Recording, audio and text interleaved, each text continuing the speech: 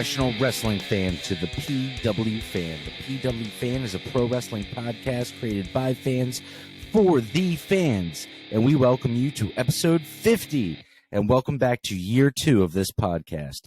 I'm your host, your grumpy old school wrestling fan, collector, barber, and musician, the jack of all trades, the master of none, talk wrestling, Tim Gilbert.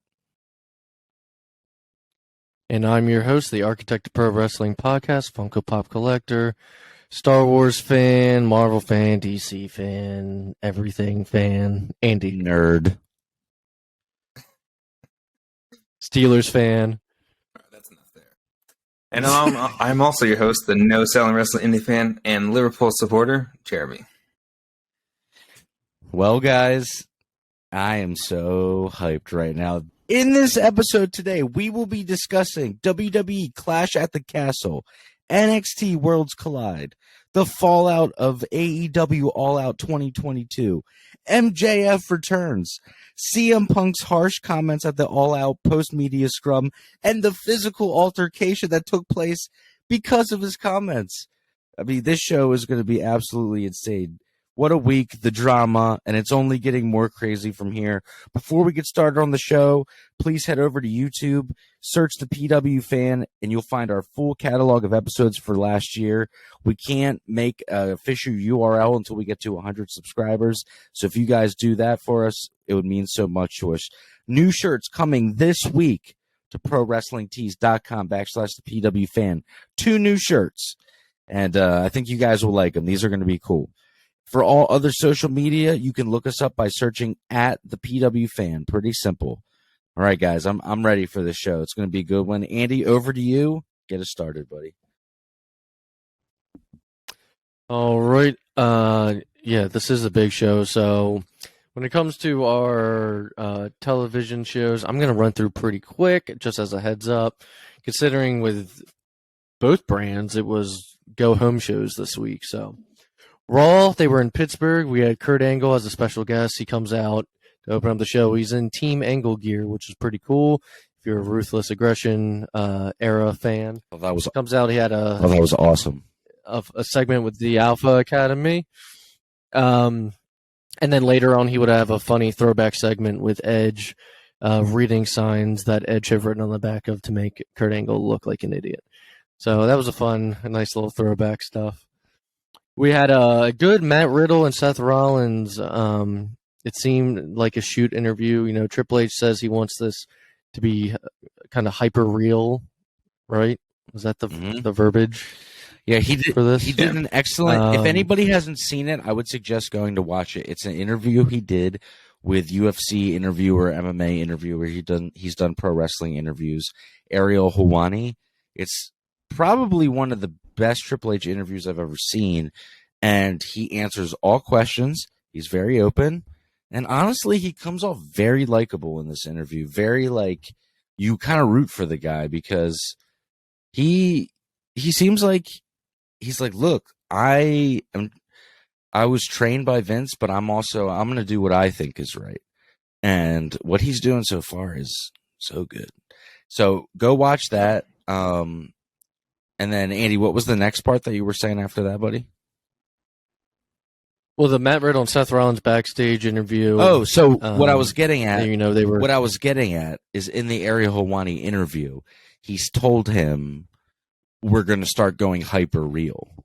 So, which I think is great. So, when you got Seth saying, speaking of family, he's like, your wife took your kids and left you. And he's like, what the F did you just say to me, man? And then, they got, really into it. They were copying that kind of Daniel Cormier, John. No. Let me... You're butchering it. You're butchering it. Right. What made it good? My boy, what have you done to my boy? They have an interview with each other. They're in different locations. And then they make it seem like the interview's done. And before the interview was finished, Riddle had mentioned, the only man in your house is your wife. And so they make it seem like the interview's over, and Riddle's sitting there, or Riddle and Seth are sitting there, and Seth goes, Riddle, you still there? And Riddle goes, yeah. He's like, you want to bring up my family? Let's bring up family.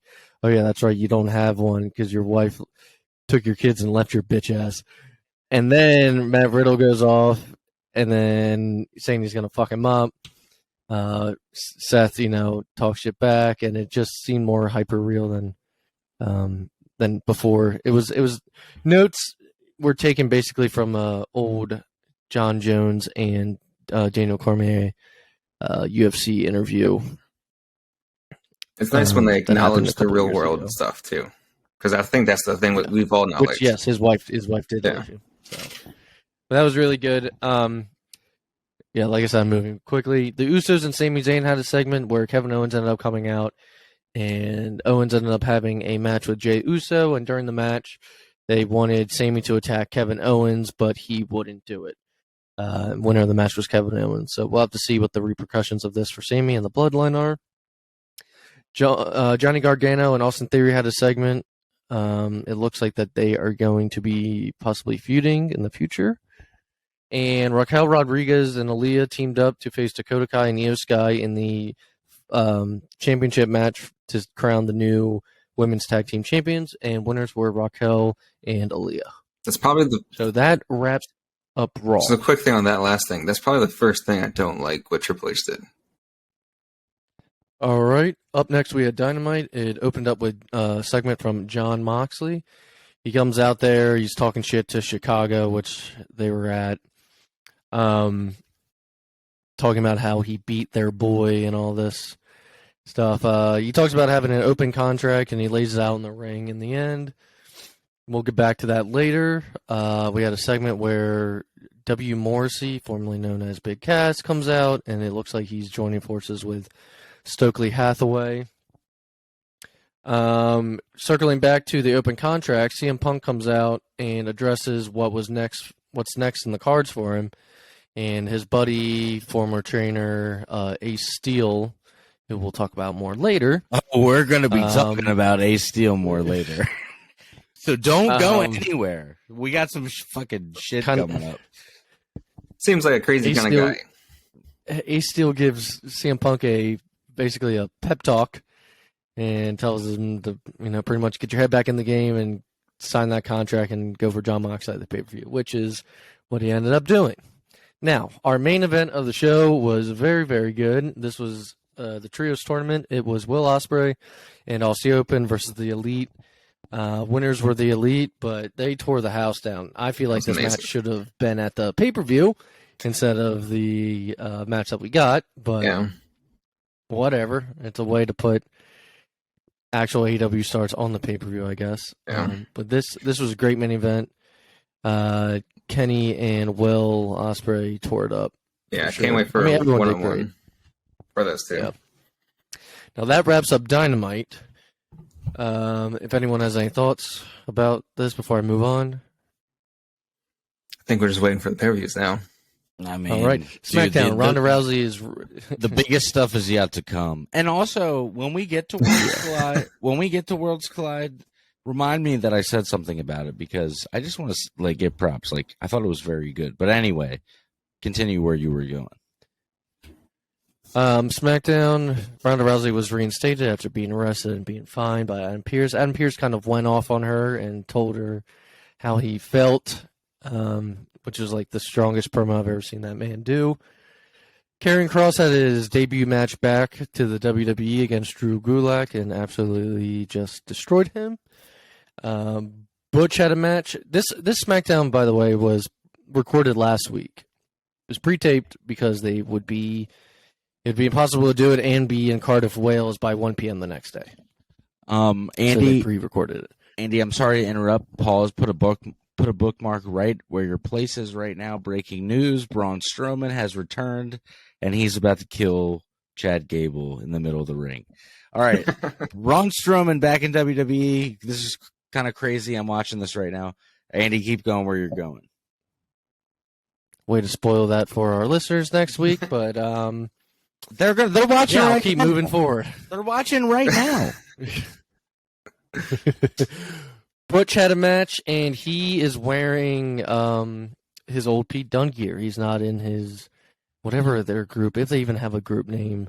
Whatever he's been wearing with that hat and everything. Let me tell you something. His hair's long as shit. I will say that. I think Pete Dunne's so great, like in his original character, that at one time I was working on a music project, and the band, I'm doing the Chris Farley like quotation marks right now, but the band that we were working on the project, I named the EP To the Bitter End literally after the Pete Dunne T-shirt and slogan. So Pete Dunne's the man. I really want to see. I'm really rooting for this guy. I'm really rooting that he's going to be coming back full swing. I think so. I think Triple H really likes him, so you can only hope as a fan. And then finally, wrap up SmackDown. We had 2 years of Roman Reigns as champion celebration, which is crazy. I think that's been 2 years that he's been champion. Crazy. But of course, Drew McIntyre had to come out and crash it, which will lead us into Clash of the Castle. But before then, let's go to Rampage. And the only thing I thought worth talking about, because there's never much to talk about with Rampage, in my opinion, is continuation of the Trios tournament. Winners of this match that I'm about to talk about will face the Elite at the All Out pay-per-view. It was Hangman Adam Page and the Dark Order versus Best Friends and Orange Cassidy. Winners were Hangman Adam Page and the Dark Order. So that sets up the championship match for the Trios tournament. Now, before we get into Clash of the Castle, like Tim said, I want to touch on Worlds Collide. I'll just talk about the outcomes, really. So recently in NXT, in my opinion, it's gotten a lot better.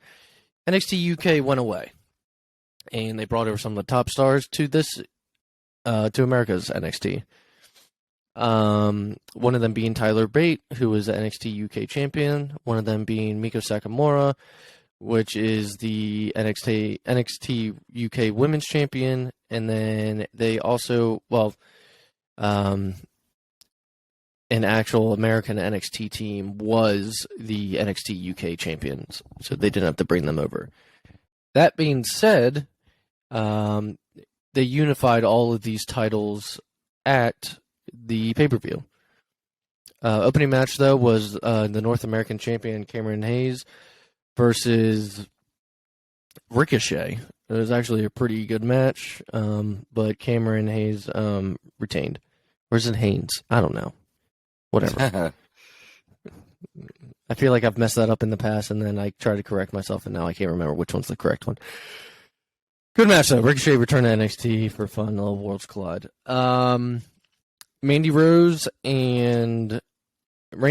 faced off against Mio Sakamura, who was the NXT Women's Champion, but they also add in Blair Davenport, formerly known as Bea Priestley, Will Ospreay's ex, who was in NXT UK, and they brought her over in this triple threat. And Mandy Rose won, and she is now the unified NXT Women's Champion. We also, when it comes to unifying belts, we had Tyler Bate versus Braun Breaker. This match was awesome. Tim got to see a little bit of it while we were for All Out. Well, I just wanted to say that I actually watched everything today, so I'm all caught up. Oh, nice. Yeah, I mean, so that was a really good match. I thought as a whole the pay-per-view was pretty good. I don't know about you guys, but my opinion, this was the start of a pretty good wrestling weekend. Yeah, I didn't get a chance to see it, but now I'm kind of want to watch it now. We might have to start watching NXT, guys. Well, I mean, I've never stopped. Honestly, dude, true. Can I be honest with you? Look, if you go back to last year's catalog, which is on YouTube, search by looking up the PW Fan.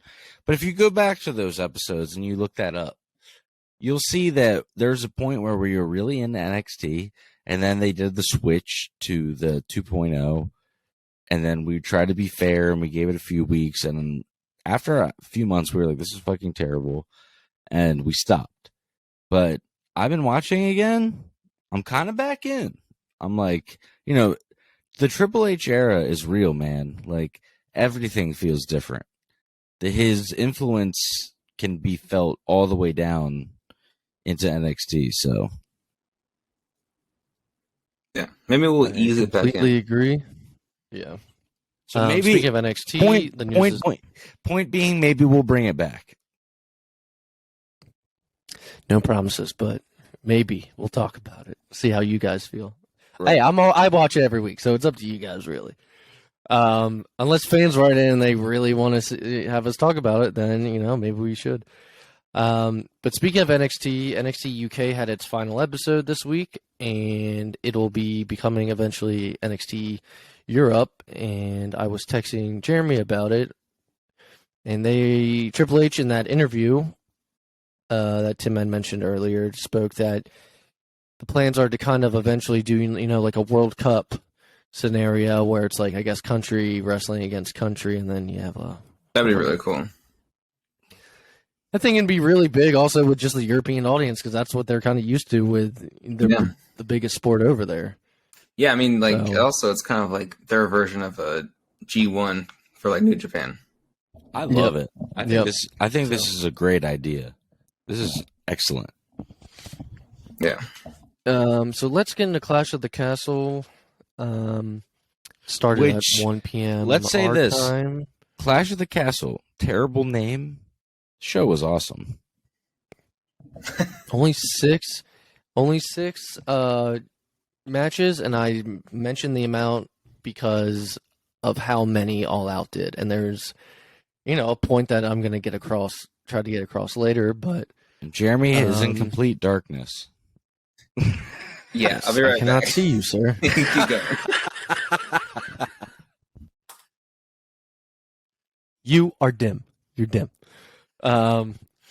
So Tim, you and me watched this together at your place.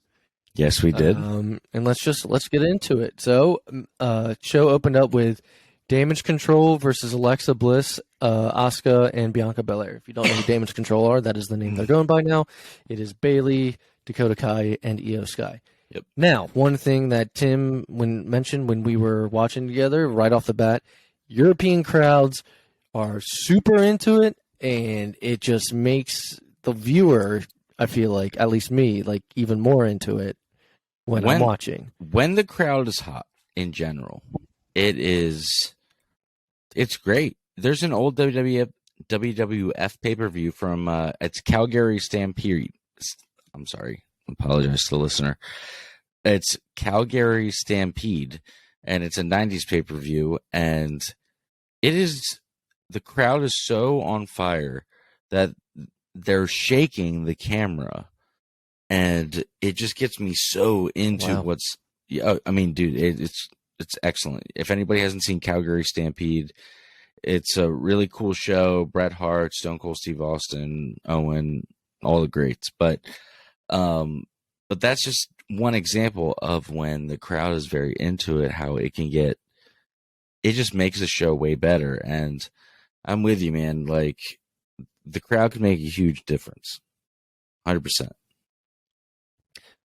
Now, speaking of Bret Hart was in the audience. He came all the way across the sea to watch this pay-per-view.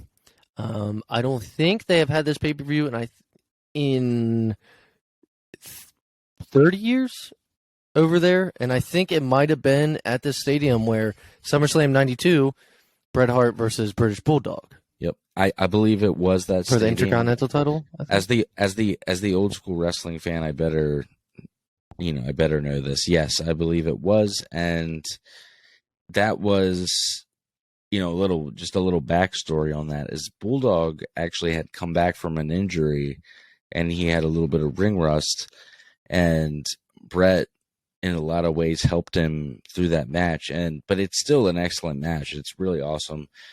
So that stadium in particular has a lot of history, and like we were saying before, those fans were just so on fire for everything. They loved it. Huge stadium. There was 60,000+ people there, and it looked full. Yeah. Oh yeah. It looked completely full. Not like they were trying to hide it. They showed all the sides. Like, I think one of the big things. Sometimes they hide it with the camera side, but no. But I think one of the big things is they don't get to go over there in this capacity very often. So when they do a big show like this, I feel like people show up. So from a viewer on TV, it looked packed, and it looked like everybody was having a good time.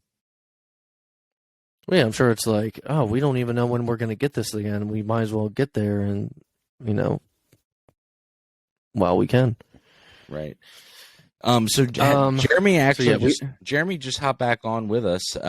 We can just kind of help catch him up where we were. So Jeremy, we were just saying like how great the audience was, and I'm glad that you're back sitting with us because it's we're talking about the European audience, European fans. Yeah, and you're a football fan, aka for the American listeners who don't understand what that means, soccer. You can just say soccer, but Jeremy's big into that. But one of the things with that culture in particular is the fans get so into it, and they're so passionate, and they do these chants, and they have like particular chants that they can sing anything.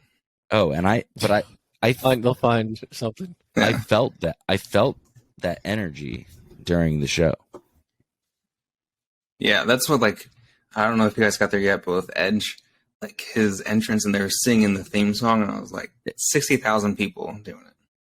Yeah. We haven't even dived into the first match. So don't worry. We were guys, going over the fans. If you're still with us listening, this is going to be an action-packed show. I'm going to say, I think we all agree that Bro Killers is all of our favorite episode. I think this is what we're doing right now. I'm this excited about it. I think this is going to be my second favorite. So I'm really enjoying this, and we have so much more to talk about.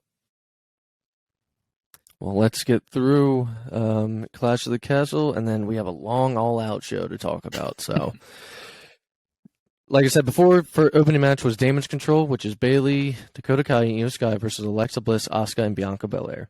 I thought it was a really good opener for the show.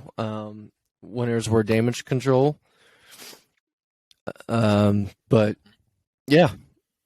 Good opener. Crowd was hot right from the get-go. What do you guys think?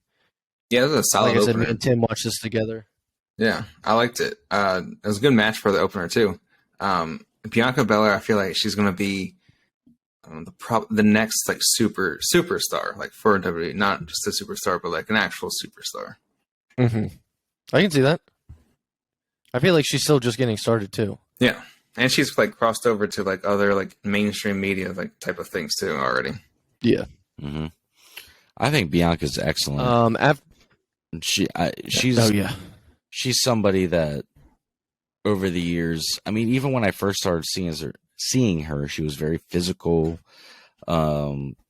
She just has a great presence to her, and yeah, I know her gimmick is kind of like the long hair thing, but beyond that, I think she's just really awesome. And like you guys were saying, I really do think that she's the future of the WWE women's division, if that's what we're still calling it.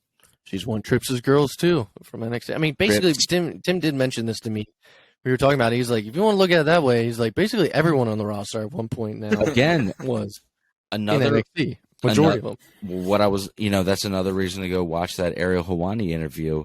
Is he was saying, he asked Triple H. He said, it seems like a lot of your Triple H's guys and girls are coming back around. And he said, well, if you want to look at it that way, I mean, 85% of the roster is NXT people. Yeah. And if you started listing off, me and Tim, we were like, oh yeah, there's only like a handful that aren't. Yeah, we started listing off names, and we were like, oh my gosh, wow, like from Kevin Owens to Sami Zayn to Seth Rollins was Seth Rollins.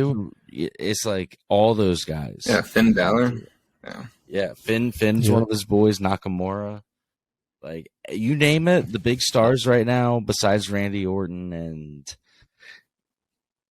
Edge, Rey Mysterio, and Dominic, which that's regrettable to even call him a big star. No offense.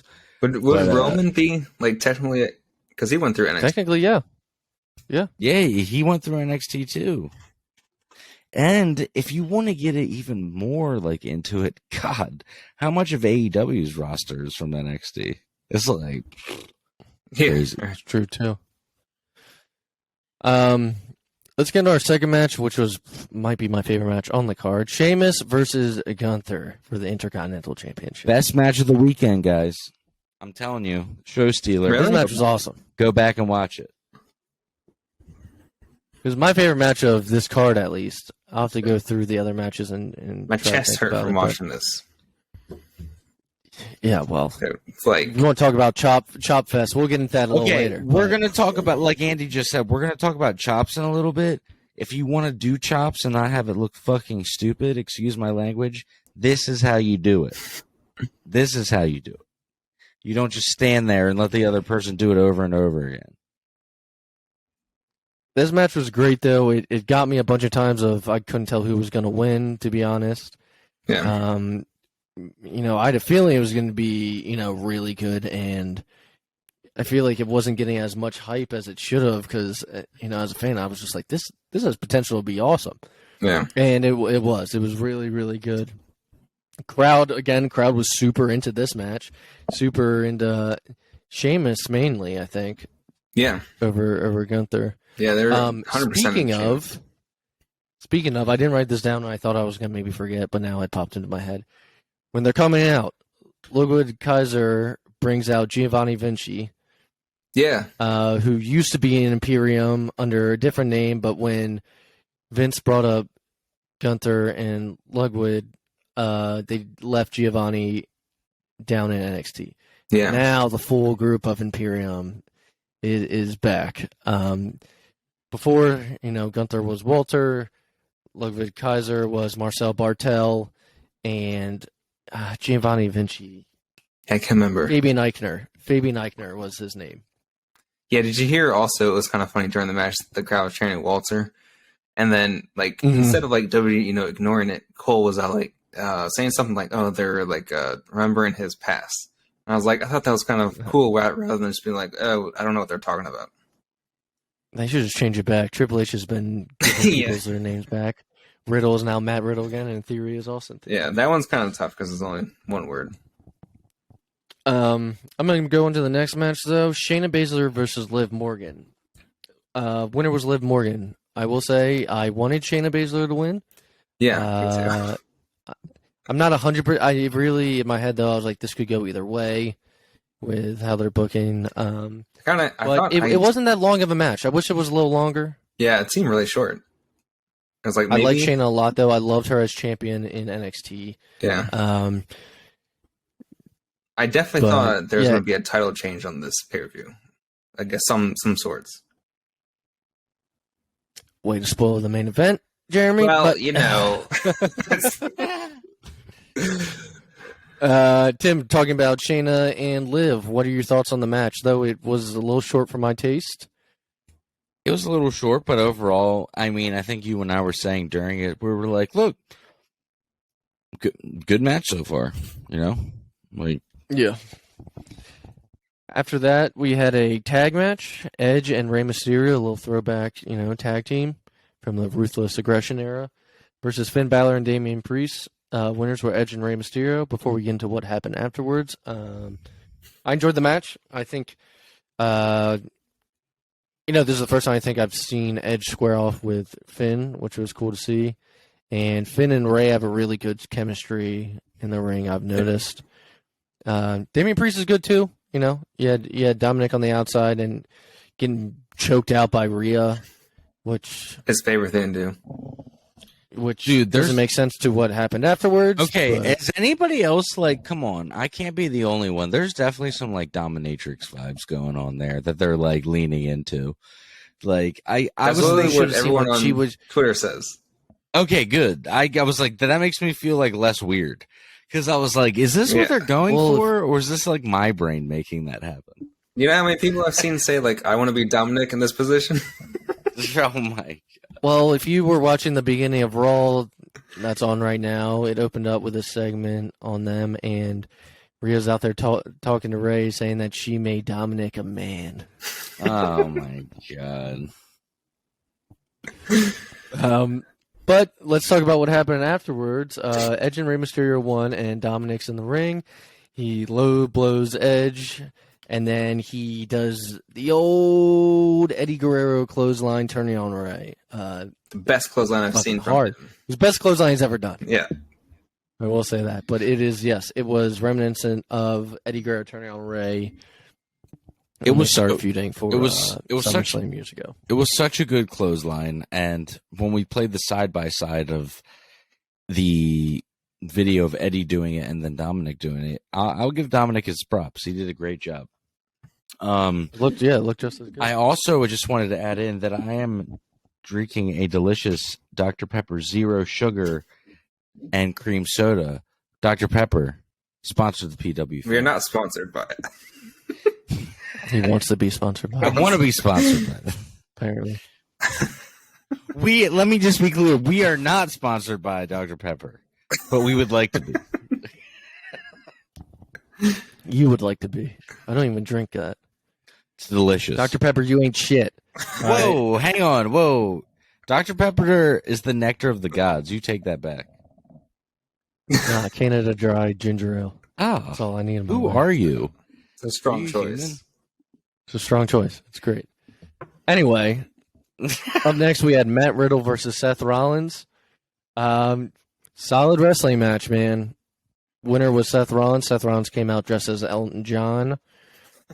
In case anyone was wondering or didn't know what that was, yes, that is a famous Elton John outfit that he was wearing. Yeah, this was actually my favorite match of the night. Like, for me, Seth Rollins match has just been like 5 stars every single time.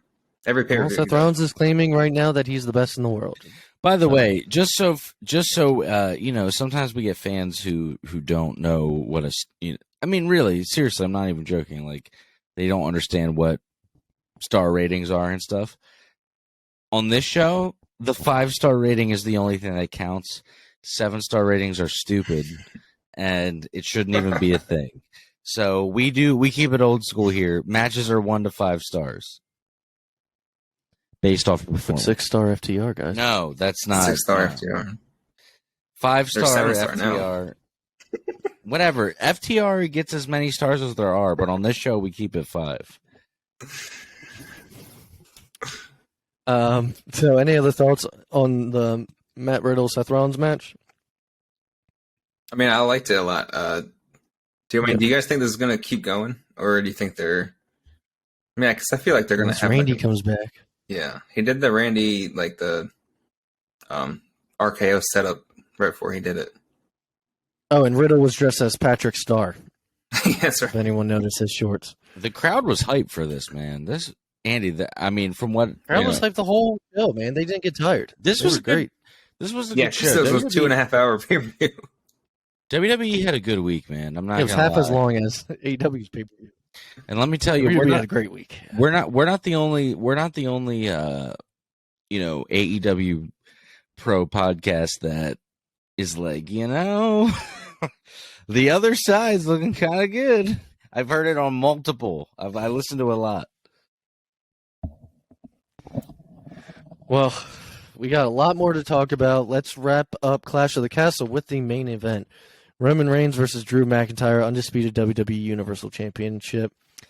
But I thought the match was great.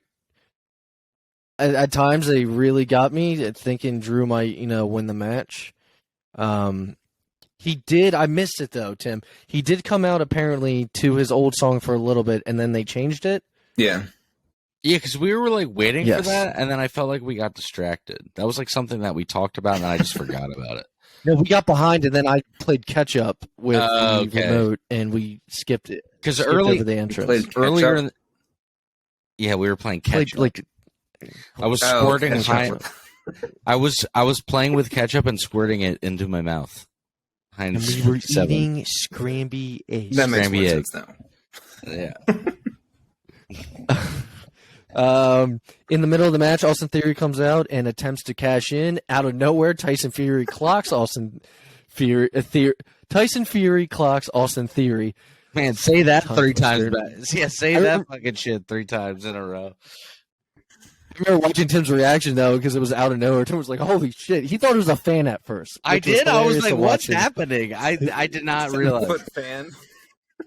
Well, like as soon as he hit him, I was like, "Oh, okay." But I was like, "Whoa, wait, who's this random ass guy getting up?" But it got me for like 1 So second. Theory did not cash in. Now there were no Usos at ringside. There was no Paul Heyman. Tim pointed out to me, probably some legal issues is why they couldn't go over there. They didn't show up when they were in Toronto, all right? The Usos couldn't be there. There was problems at the border, and then they weren't there either. Look, the Uso boys have gotten in trouble in the past, so that might be it. Someone made a meme. Sure. Okay, this is where I realized that somebody made a meme that of the Let's talk about who came out and helped Roman. Was Solo Sikoa from NXT, which is the youngest brother of the Usos, so it's just like him. And the meme said, the only Uso that's allowed to like internationally travel or whatever. I was like, fuck, it's like, yeah, that's dark, but pretty funny. So Solo Sikoa, the bloodline keeps growing. Solo Sikoa is there now. Maybe they'll call him Solo Uso. I don't fucking know, but. I know that they had to introduce him this way, but I just don't like the endings like for a match or a championship match like that. Like a main event on pay-per-view, but kind of I get why they did that.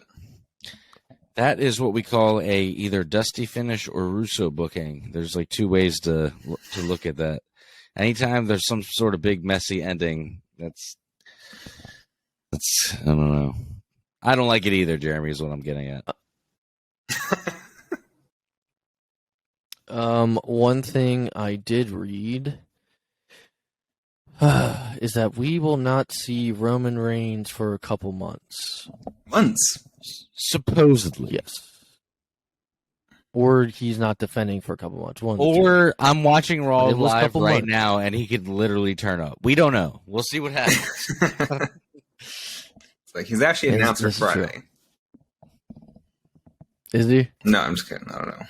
Oh, okay.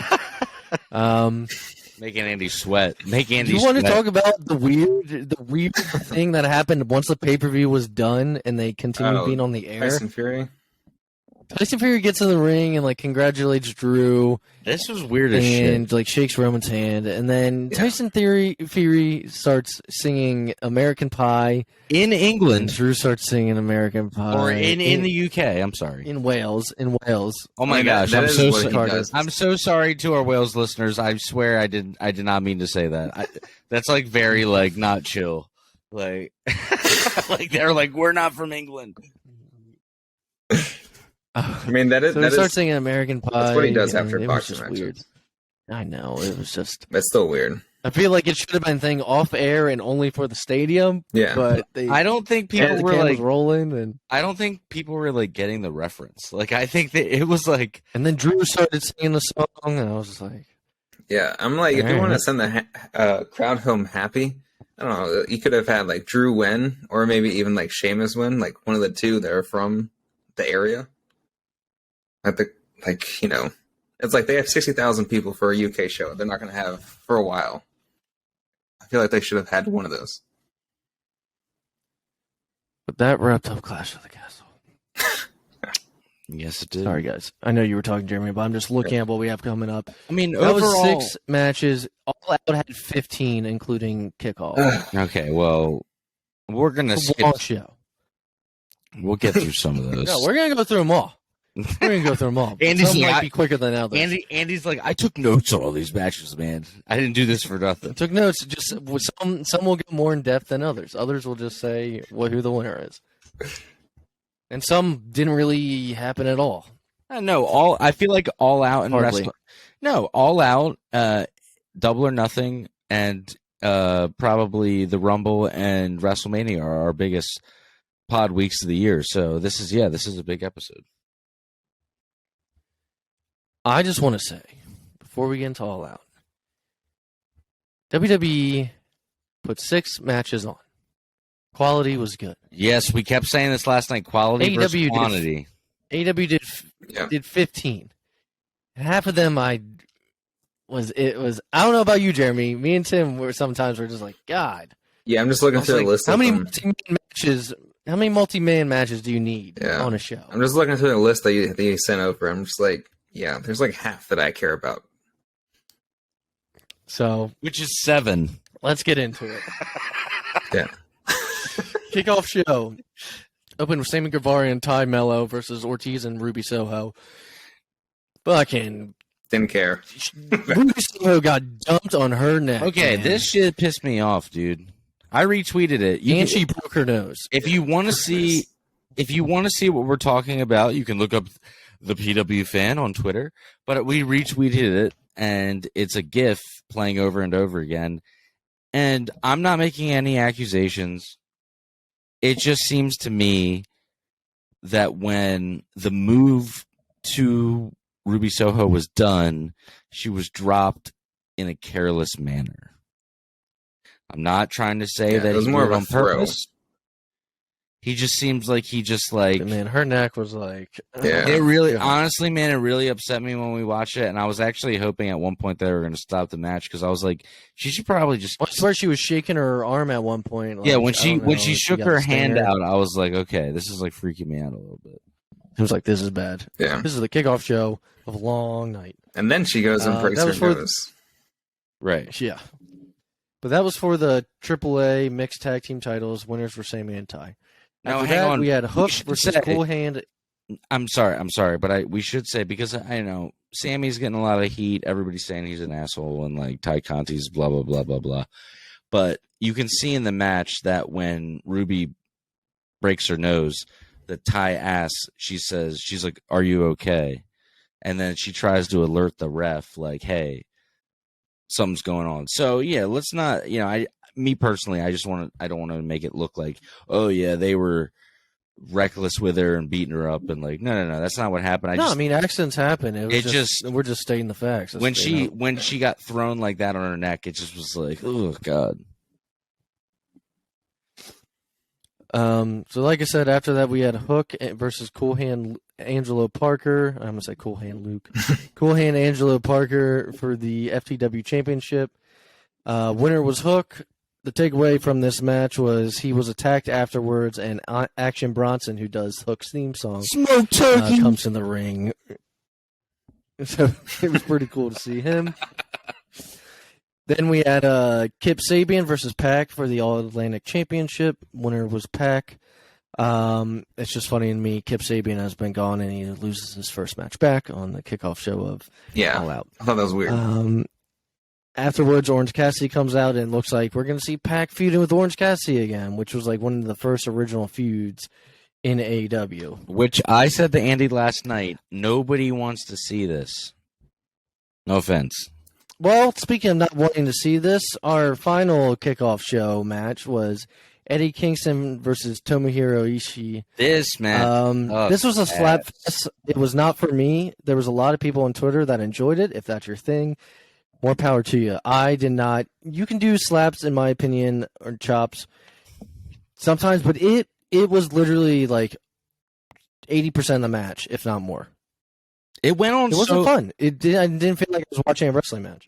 It went on so long at one point after like 40 chops that I just walked outside. I was like, okay, well, I'm not watching this anymore. So that's when I started showing Tim Worlds Collide. I was like, I got this going on this computer, and then I got Slapfest going on. Yeah, here. Andy's like showing me some like amazing match.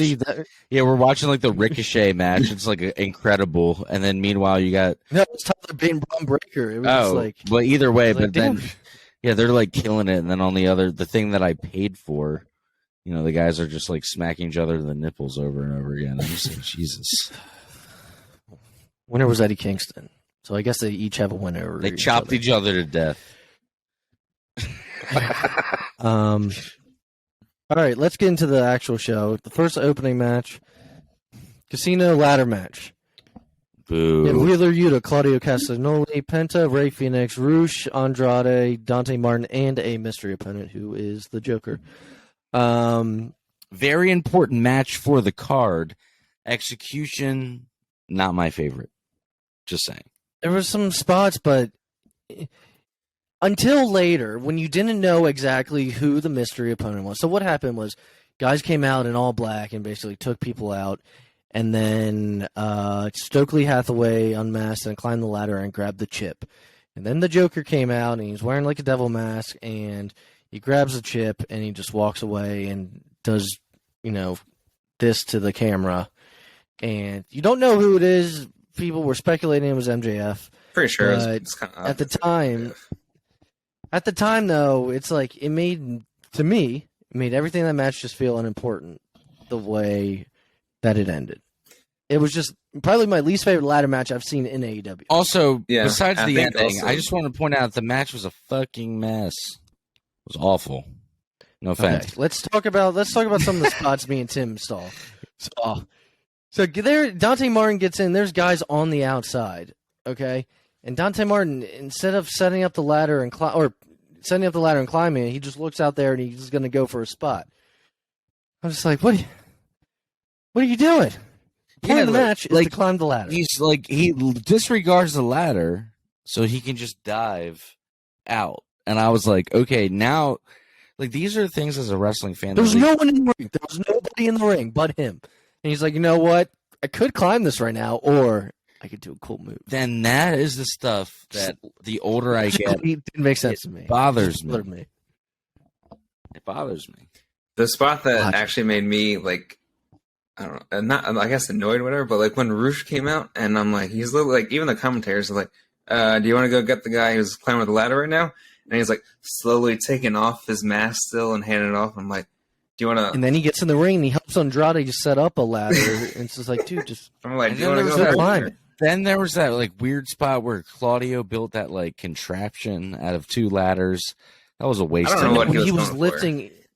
He was lifting up the ladder while Andrade was on it. It's like, this is really awkward. He's like scooting it to the side and to tip Andrade off. I don't think that worked how they were thinking that was going to. No, it didn't look good.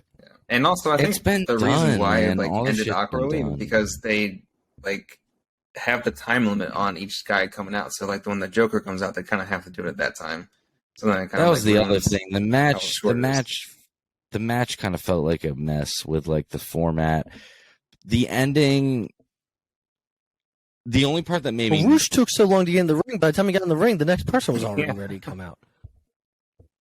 it was weird. Yeah, I There mean they was a always have spot those like where- time limit things though, but that's why like the Joker spot like ruins it because you can't do it later. Like you can't give the match like 20 minutes.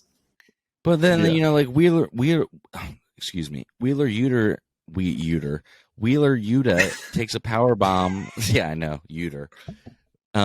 He takes a power bomb from the ladder onto another ladder that's set up horizontal. Oh, it was the like, sunset flip from Andrade. it's not- yeah, and it's like, dude, that spot's so dangerous, and it's like not even worth it for the match. So, Andrade did it to Finn in a Money in the Bank match a couple years ago. but The like Andrade thing, apparently. for what the match ended up being, the reason for the match, which we'll talk about later, and Oh, like, it was an unforgettable spot. it's like why would you? I mean, it was a forgettable spot. No, it's just like they put their life and career and neck and everything on the line. I'm like, in retrospect, and we'll talk about what the deal was with this match. It's like, dude, why would you do that? It means nothing. I don't know. That's just me, though. Moving forward, we had the Trios Tag Championship, Hangman Adam Page and Dark Order versus the Elite, Kenny Omega and the Young Bucks. Match was pretty good. I hate those sometimes. I can't tell who the legal man is. That kind of stuff bothers me because some of these tag matches sometimes become chaos, and then they don't hold the white string, which bothers me. But I'll try to look past it. Cool, baby. But there were some really fun spots with Heyman and Kenny. I will say that. I mean, there was cool stuff overall. You know, I won't shit on the match. It was an overall pretty fun match. I enjoyed the next tag team match later a little bit more. But yeah, winners were the Elite, which I think we all kind of saw coming. I feel like these championships were basically made for them. Any thoughts on the match? Yeah, I really liked it too. I mean, I think Reynolds and Silver kind of have like, when they do it right or like do it smoothly. Tim doesn't like Silver. You don't like Silver? How? I just don't like Tim doesn't like Johnny Hungy. I'm just not hungry, you know? Like, He's hungry, man. He eats steak. no, but He's hungry. I'm full. I'm not hungry. I want him to just be. Well, those two, those two to me have like one of the like smoothest like tag team moves. Like when they're set up for the pin, it's like Reynolds and stunner to a German suplex Silver. to the like the pin that Reynolds runs over. But I love the ending though because it's just like Hangman accidentally hits Silver or Reynolds, whoever it was, and then it's like his face is like he's so sorry about it. Then Look, people can say what they want and be like, "Oh, Tim's just a Cornette guy" or whatever. But I was just a little bitter. No offense to the Dark Order, that it wasn't the Will Ospreay's guys. That's the match I wanted to see. I wanted to see the three and the. I thought it would have been a better match, but you know, and I mean, for me, I'm like, I think it just had to be AEW guys. Right. Yeah. I mean, I figured in my head that that's what they were setting up for, but I'm sure they'll do it at a later point. Moving on, we gotta go through a lot, guys. There's still way more. So Jade Cargill versus Athena. Jade Cargill comes out dressed like She-Hulk. This girl's a star. I think we've said it before. Oh my god! All right. We Athena's are fans good too. of I thought this Jade match was good. Cargill. Jade Cargill has gotten a lot better since her debut match against Shaq. This match was good, and I wish it had gone longer. Yeah, this one deserved longer, much more. Like, Yeah. I mean, we could have cut so much other. I mean, looking at the list, I'm like, why couldn't we cut so many other matches shorter? There are some matches that should have went longer, and there was others that should have went shorter, in my opinion. Dude, I love. After Jade. that, we had FTR. And I love Jade Cargill. If she had like a merch, like some merch that was just like simple and just had like nothing like over the top, I think she does. I would probably rock it because I really like her. Like, she's like my favorite woman on the roster, to be honest with you guys. 37-0. I just think that she's got so much we had FTR and potential. Wardlow. Yeah. Yeah, for sure.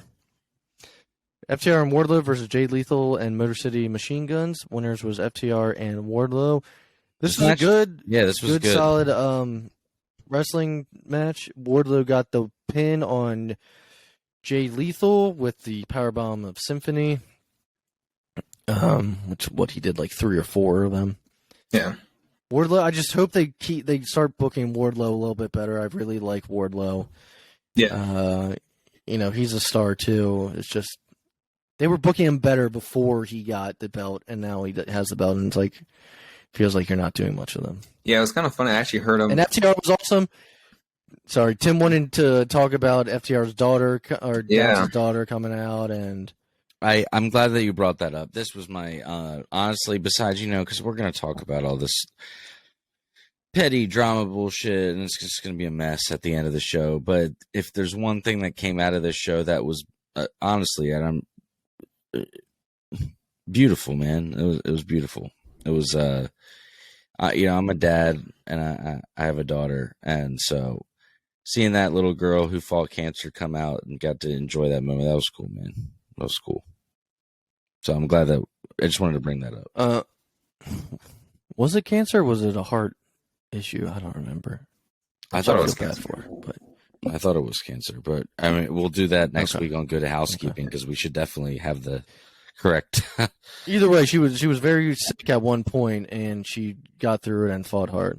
It was the whole point that Dax was making anyway. But then she got out there at the very end and got a little pin on Sanjay. Yeah. Do it. That was cool. funny.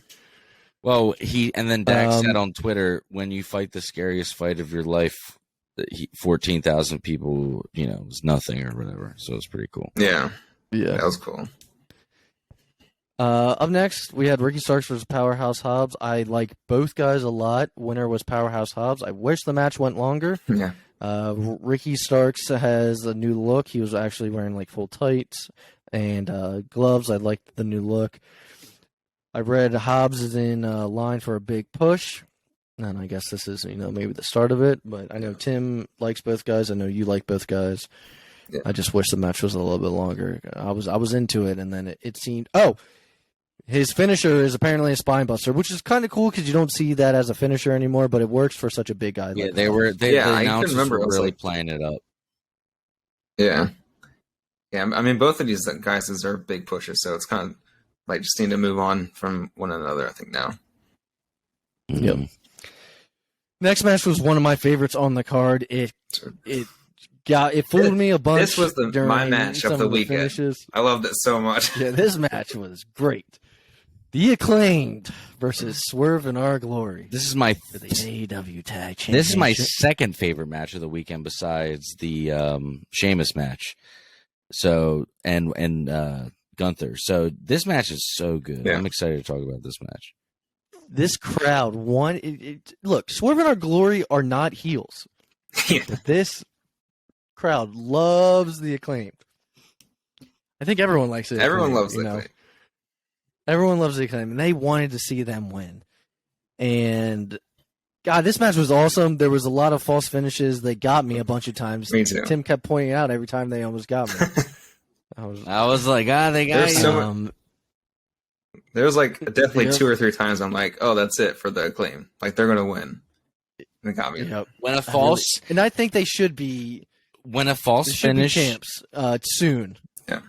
When a false finish is done right, and it's done at the right time, not just because you do 500 tombstone pile drivers and then a super kick, it really is effective. I mean, I was like, I got work. I mean, whatever you want to call it, worked, or I just got invested very much a bunch of times last night, man. Like anytime there was a false finish, I was like, oh, well, man, they really got me on that one. There was a part in the match. There was a part in the match where Keith Lee was a little slow to break up the tag. Yeah. And the crowd's chanting bullshit. It wasn't an officiating problem, and the announcers made that clear. You know, it wasn't officiating. You know, Keith Lee was just a little too slow getting to break up that. It was like that point pin, nine nine nine.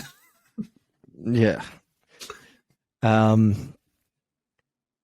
yeah, I mean, I really like the Acclaimed. Yeah, how about the chants that from the crowd when they were like singing like something like they sing like "Scissor Me Daddy." Oh, Scissor Me Daddy! Instead of basking in our glory, they were singing "Scissor Me Daddy." But this match was so good to me that they should do another one. Yeah. Like, it would make sense to do another one, and then maybe the Acclaimed get it, and then you do a third one to, I don't know. I'd be down for it. This match was awesome. If you were catching this is the best Acclaimed match I've ever seen. If you were catching this episode on Tuesday afternoon, and you watching Raw, man, and we'll talk about it next week, but Theory and Owens are tearing the house down right now. This is a really good match. Really good. They're wrestling each other, or they're teaming up? No, they're wrestling each other, and they're fucking tearing it down. It's a good-ass match. All right, next match. We had a fatal four-way for the interim AEW Women's Championship. Jamie Hayter versus Toni Storm versus Britt Baker versus Hikaru Shida. Winner was Toni Storm. The original plan for this pay-per-view was Thunder Rosa versus Toni Storm, which makes you think, was she the original winner for that match? But we'll get that match at a later date. Any thoughts on the match? I just thought it was a good match, but it wasn't anything special. I was kind of hoping Jamie Hayter was going to win, but I knew she wasn't. I thought the way it ended, how Toni Storm won, it was like kind of like, what? Yeah, and it was like the bigger thing was remember. like Britt Baker and Jamie Hayter. Like when Britt Baker pulled the ref out, like that's like the bigger storyline now. So they're not seeing eye to eye now. Yeah, and you know what? I'm keeping it 100% transparent here. This was that point in the show for me, and it has nothing to do with that they're women or like whatever. But this is just that middle point of a 15-match pay-per-view where I was like, oh my god! I was like, I was like, what else we got left on this thing? I was like starting to get a little. This is 4 more matches after this. Well, I knew that we had to be. I texted Andy. Yeah, in the group chat. Yeah, because I just forgot. I was like, oh yeah, we still got Jericho, Danielson, and then you were like, still got the 6. Forgot about the Sting match. So up next we had Jungle Boy versus Christian Cage. I was kind of bummed about this. Luchasaurus comes out the heel tunnel, which Tim pointed out to me, and during Jungle Boy's he turns on Jungle Boy. Fucking hard ass choke slam on the metal grating where the pyro comes out of, which which was still hot because it looks like it branded his back. It literally looks like his back shot off branded. Yeah.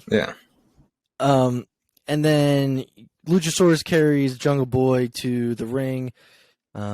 Christian Cage would end up putting the kill switch on him, and 1, 2, 3, Jungle Boy loses.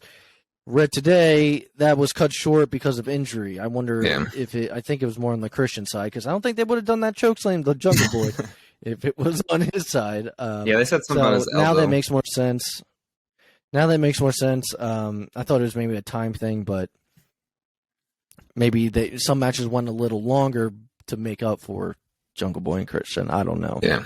But now it all comes together. After that, we had a pretty solid wrestling match, guys. Bryan Danielson, the American Dragon, Bryan Danielson versus Lionheart, Chris Jericho. Now, the Good story match. being told in this match is, Yeah.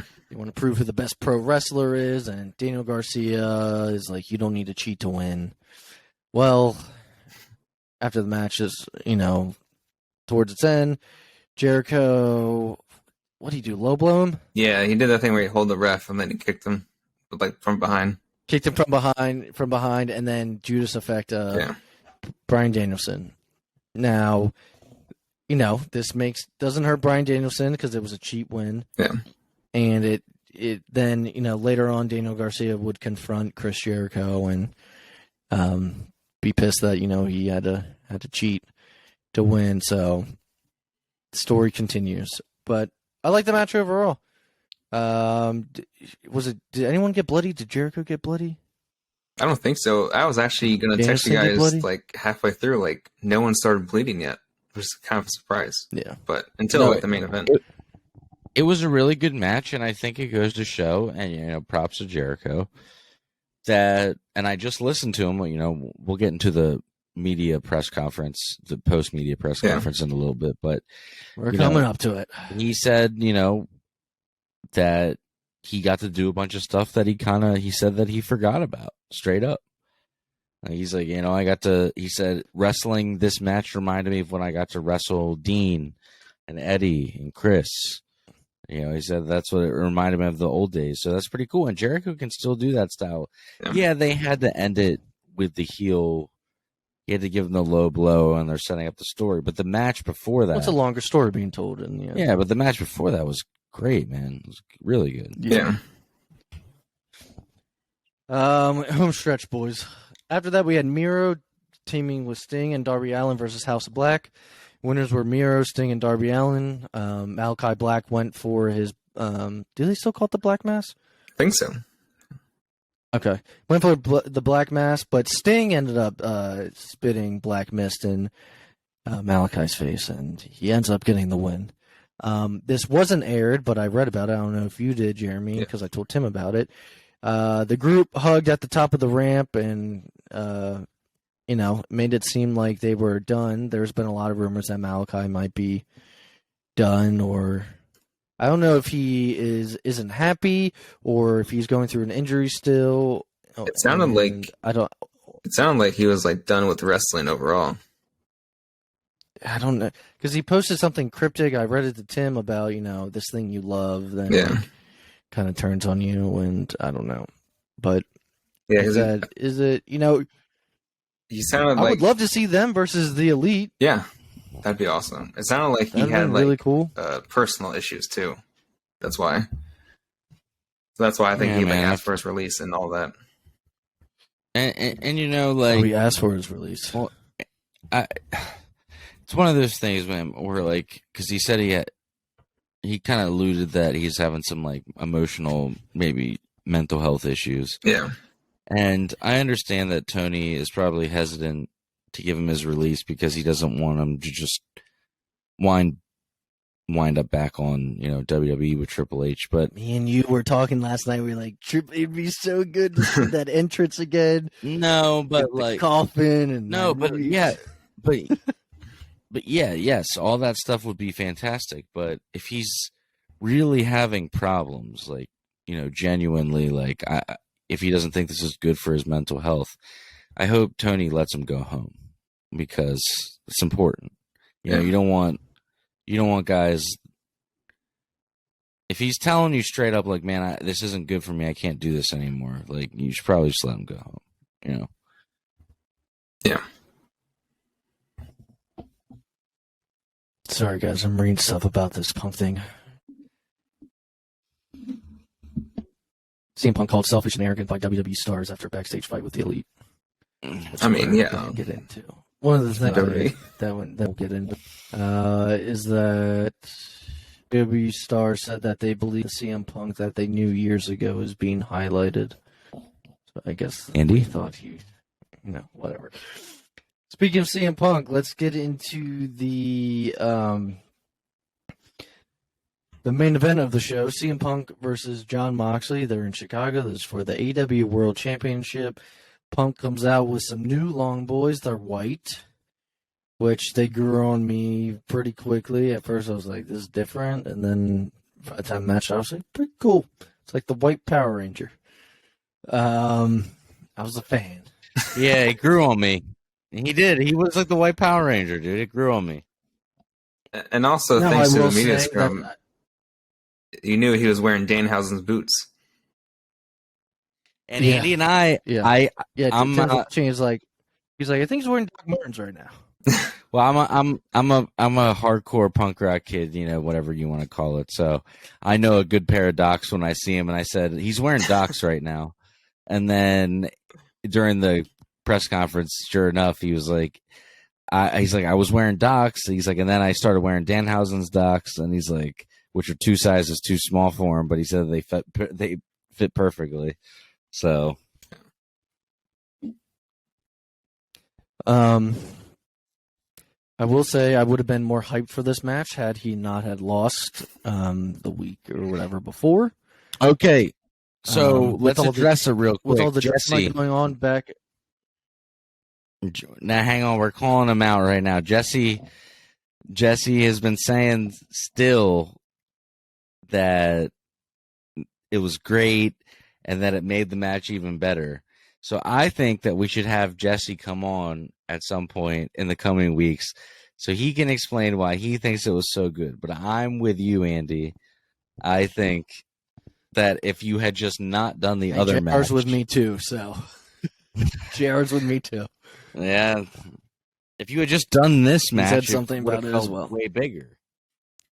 Yeah, like the only reason I'm okay with it because of what happened at the end. Yeah. Well, But I guess my thing is, why Talk about did a the match even happen? Yeah, I don't know. we talked about this last week. Though. Yeah, I'm sorry. This it's been week we got a bothering lot more to cover. Let's talk about the match real quick. I think because of what happened last week and the drama backstage, this crowd in Chicago was kind of half for Moxley and half for CM Punk. I don't know if you guys noticed that, but they were not 100% with Punk this time around. Overall, good match.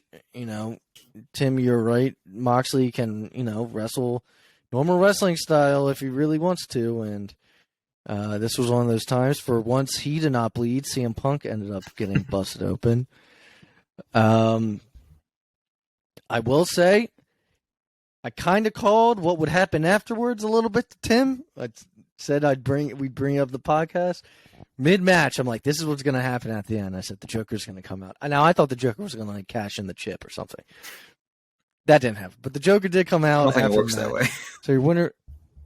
I wasn't sure how. Money in the Bank Money in slash the Bank. slash Joker chip. Yeah, It is an opportunity, so I don't know. I don't know how it works, but winner was CM Punk. Your opinions on the match before we talk about what happened afterwards. I thought the Excellent match was match. actually pretty good. Yeah, Yeah. I like the ending too. It's pretty cool. Like Punk knows how to finish and make the crowd pop at the same time. It's not like a rush. This is going to be one of our longest shows, by the way. Yeah, Oh yeah. I will say that much.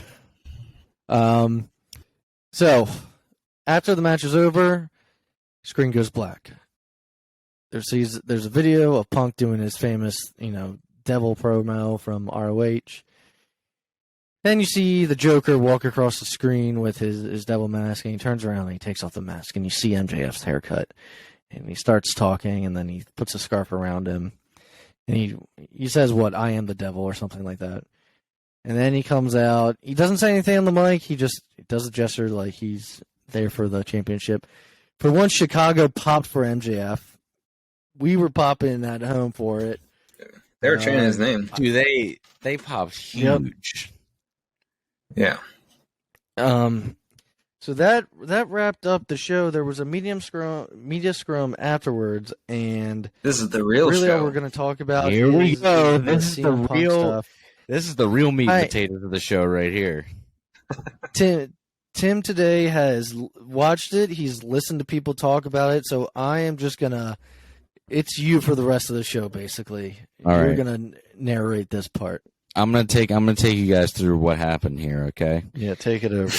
Basically, and Jeremy obviously jump in because Jeremy knows too. Long story short, for months, Hangman, Adam Page, and CM Punk have been having issues.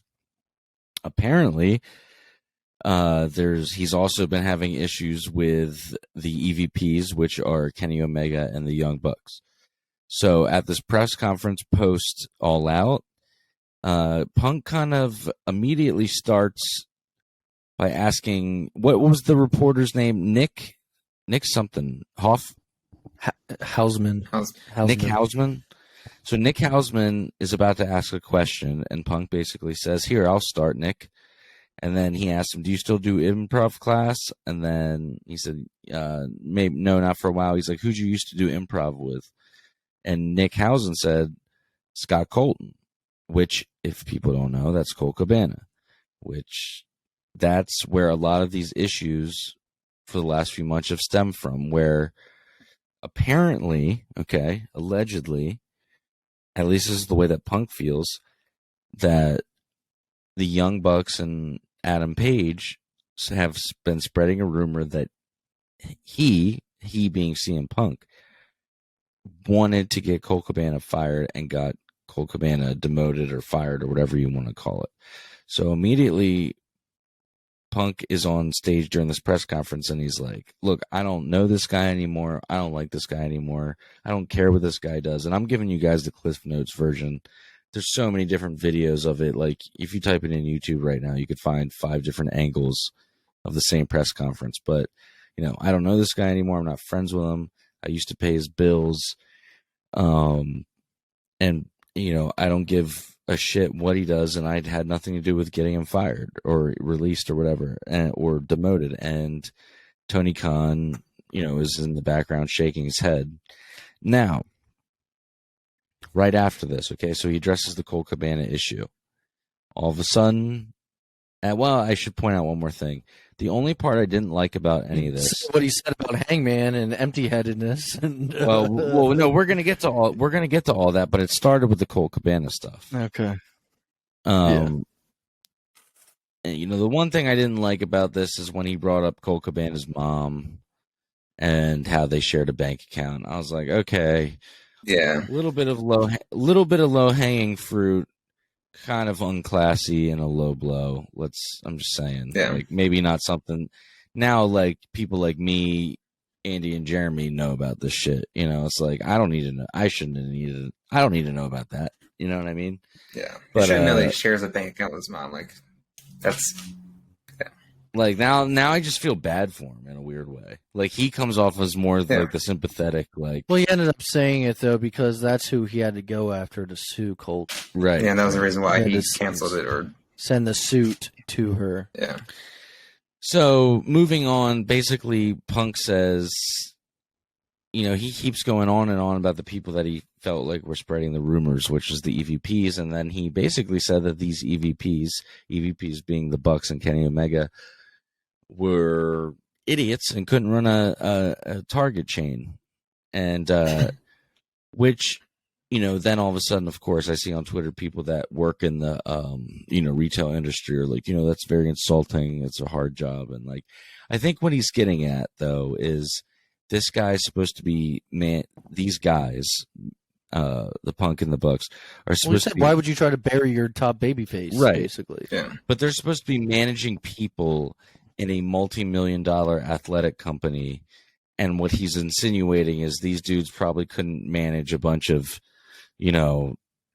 cashiers, like, and I think that's what he was getting at. I don't think he was coming at like retail workers or whatever, but so yeah, and then he said, "I'll tell you what pisses me off about is like you don't try to middle your top baby face and get your online niche audience to hate him," which has that not been happening? I mean, I've been seeing it everywhere. Everybody seems to be bad business. Everybody seems to be turning on Punk. And even if Punk is a dickhead in real life, like the Ultimate Warrior or even Hulk Hogan at times. Right. Shawn Michaels was a huge dickhead in real life, yet You still he don't was want the to top guy on the television. right. You still don't want to get the fans to turn on him because he's the guy that's selling your. I get what Punk's saying is what I'm getting at. You know what I mean? Like, Yeah. We'll keep this going. What do you say about Hangman? uh, Empty-headed. Well, a reporter asked Tony about the influence in the locker room and all these legends and having so many such a great presence around. And what I'm actually going to do right now, because I actually saved this just for this, and if the audio quality is terrible, then I'll have Jeremy just edited it out. But Yeah. We talked last week about Hangman saying that he didn't need to take advice from veterans. And this is basically what Punk's response was to that. So I'll just let him talk. Our locker room, for all the wisdom and brilliance it has, isn't worth shit when you have an empty-headed idiot who's never done anything in the business do public interviews and say, I don't really take advice. Who the fuck do you think you are? You know? That's stupid. I'm on a team with Barry Bonds, Mark McGuire, Sammy Sosa, and I don't need to work on my swing. I'm not going to listen to these guys who can tell me how to swing a baseball. Fucking go fuck yourself. So yeah, that was very strong words from Punk. I mean, yeah, it is bothersome that you got people in the back that could be helping so much, and there's people in charge being like, "Oh no, we're good. No offense, but like, my thing is, what you were doing got you here, right?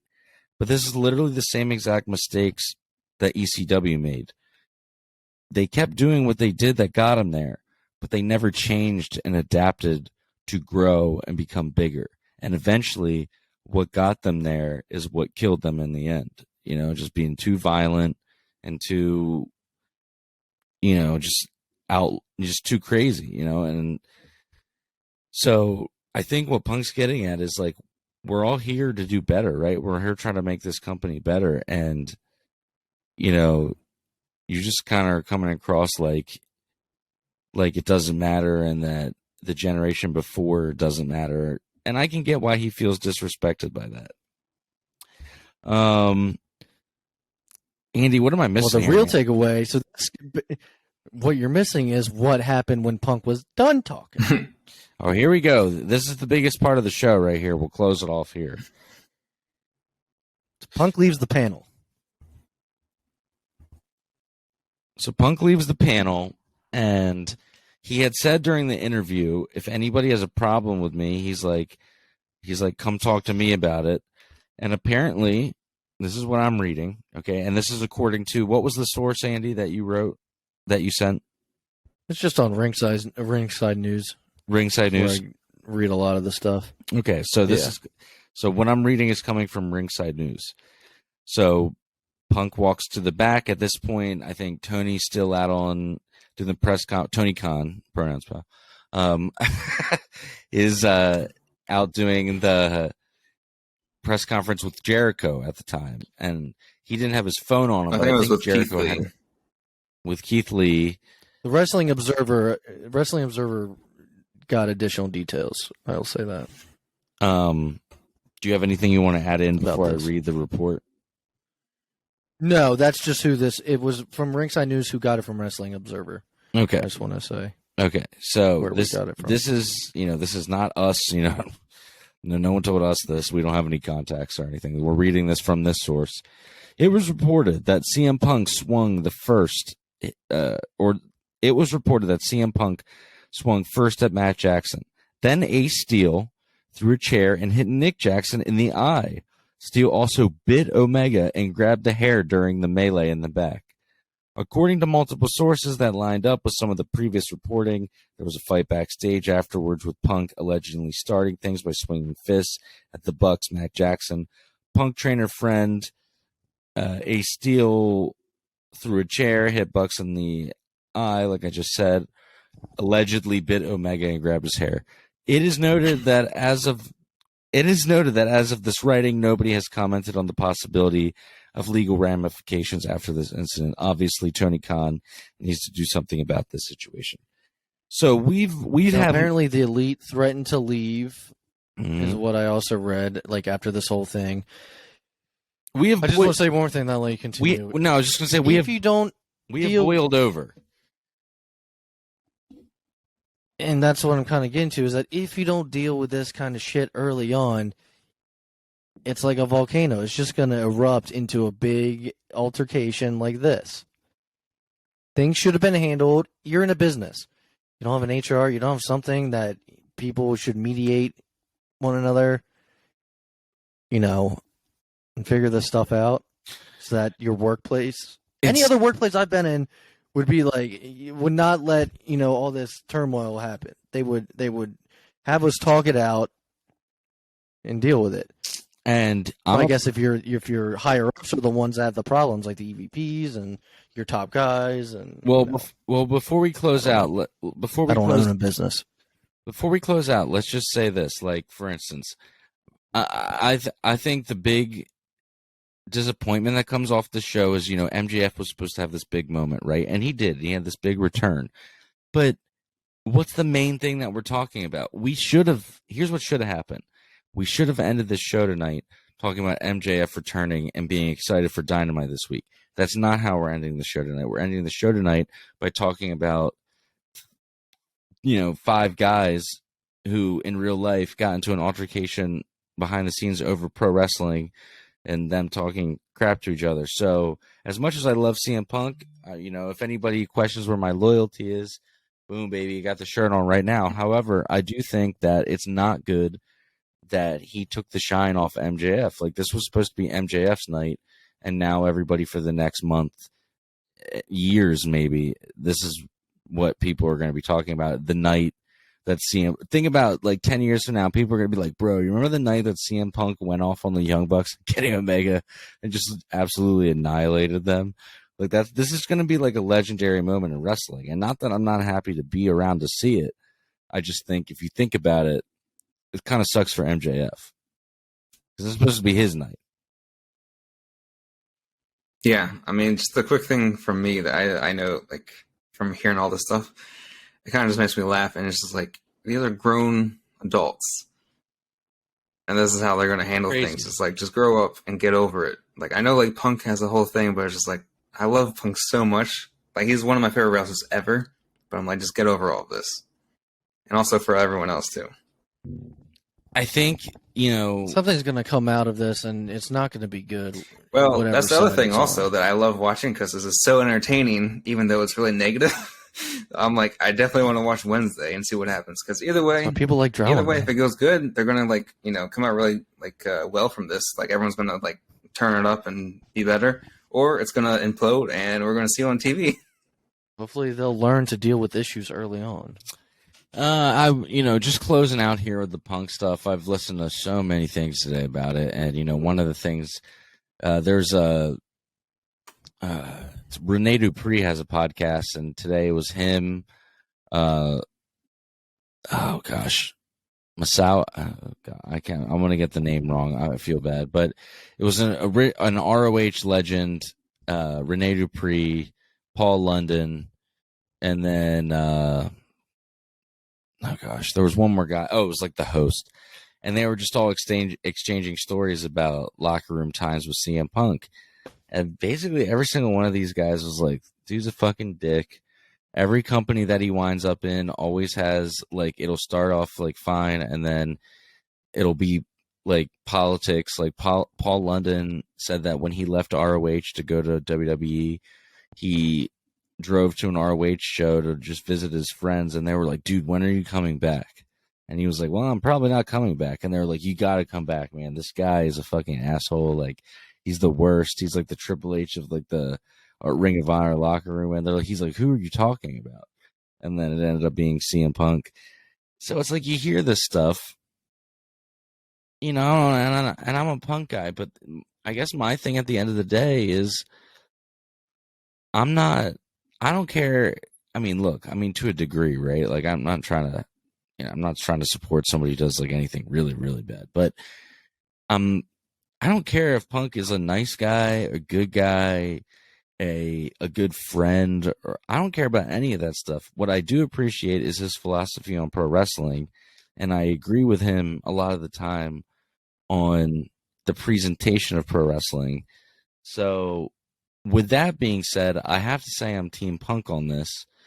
But like I said, I didn't like the stuff about Cole Cabana's mom. Like we read from the article, Punk apparently swung first, which that's not good. And like Jeremy said, that we're grown adults. He could have handled it differently. Jericho got on at the end and said some of the similar things, but in a better way. He handled, talking about the drama and stuff backstage. He talked about it, but in a more professional way. In the media scrum, he just addressed it how it probably should have been addressed. Well, I mean, I think that pretty much sums everything up. I mean, could have been handled differently. Other than that, like Punk was kind of acting like I don't even know. He was like eating baked goods the whole time and like just being real snarky. It was a very weird. You know what locker room's doing great, guys? You know what locker room's doing great? WWE right now. Yeah, apparently it's like happy. Everyone's over there. happy. Everyone's. They love trips. Everything's changed. It's so weird.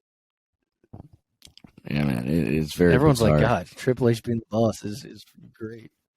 Don't have to go through Vince and his wacky ideas anymore. Man, it's just I'm really hoping that AEW can get everything figured out, and I think they will.